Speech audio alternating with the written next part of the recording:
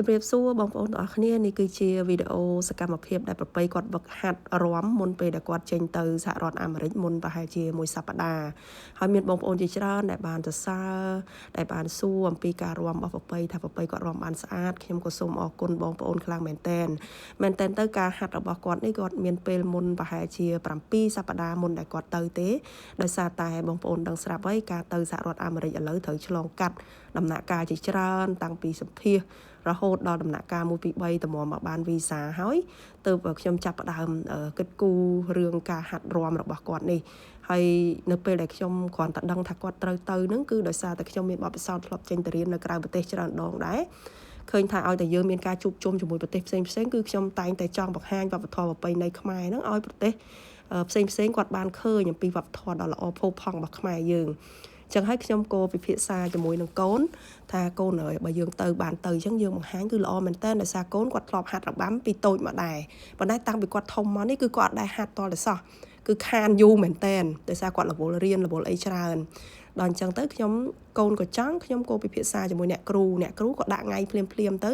ឃើញថាក្នុងមួយសប្តាហ៍ហ្នឹងគឺគាត់អាចរៀនបានតែ3ម៉ោងទេហើយសប្តាហ៍ខ្លះ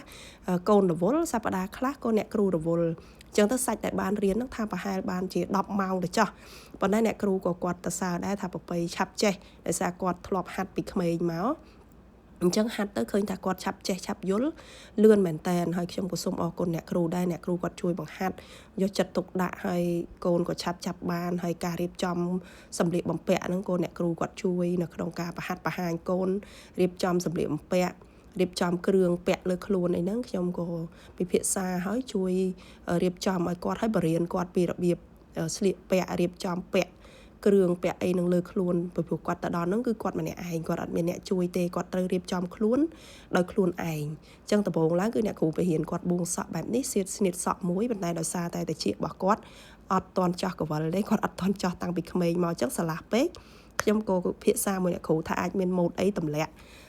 ដើម្បីបាំងទៅជាហ្នឹងទៅអ្នកគ្រូក៏គាត់ឲ្យម៉ូដមួយទៀត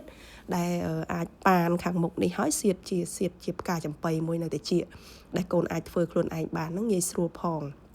អញ្ចឹងទៅដល់ហ្នឹងគាត់រៀបចំខ្លួនឯងគាត់ធ្វើសក់ខ្លួនឯងបានយ៉ាងស្អាតហើយខ្ញុំរំភើបមែនតើនៅពេលដែលកូនឡើងរាំទីមួយឃើញគាត់ឡើងមកលើឆាកមានឈ្មោះរបស់គាត់នៅអេក្រង់ហើយមានដាក់ថា Cambodian Dance ដែលបង្ហាញពីការរាំរបស់ខ្មែរយើងហើយគាត់រាំចប់គឺមិត្តភ័ក្តិនឹងគេទះដៃអបអរសាទរហូគាំទ្រគាត់គ្រប់គ្នាគឺសប្បាយចិត្តមែនតើហើយខ្ញុំអត់នឹកស្មាននៃកម្មពិតខ្ញុំគ្រាន់តែចង់ឲ្យគាត់បង្ហាញវប្បធម៌ប្រពៃណីខ្មែរលើឆាកអន្តរជាតិទេប៉ុន្តែកម្មវិធី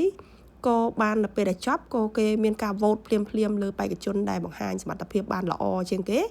ឲ្យពានឆ្នើមលេខ1លេខ2លេខ3គេរើស3នាក់អញ្ចឹងទៅប្រពៃត្រូវបានបេក្ខជនទាំងអស់បោះឆ្នោតគាំទ្រឲ្យគាត់គឺជាអ្នកបង្ហាញដែលឆ្នើមនៅក្នុងកម្មវិធីគាត់ក៏បានពានមាសមួយលើការបង្ហាញសមត្ថភាពពិសេសហ្នឹងគឺ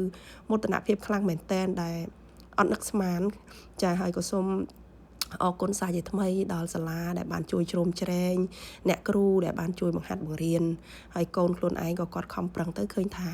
បានជោគជ័យមោទនភាពនៅលើឆាកអន្តរជាតិហើយខ្ញុំក៏អរគុណបងប្អូនដែលបានអបអរសាទរនិងសរសើរដល់គាត់ចាក្នុងវ័យ14ឆ្នាំខ្ញុំគិតថាគាត់អាចគ្រប់គ្រងរៀបចំខ្លួនឯងបានសពគ្រប់អ្វីអវ៉ាន់ទាំងអស់ខ្ញុំអត់បានជួយរៀបចំគាត់ទេគ្រាន់តែជួយឆែកឡើងវិញទេខ្លាចគាត់ភ្លេចអីហើយទៅដល់នោះឃើញថាគាត់ធ្វើបានល្អហើយនាំជោគជ័យមកជូនជាតិមាតុភូមិរបស់យើង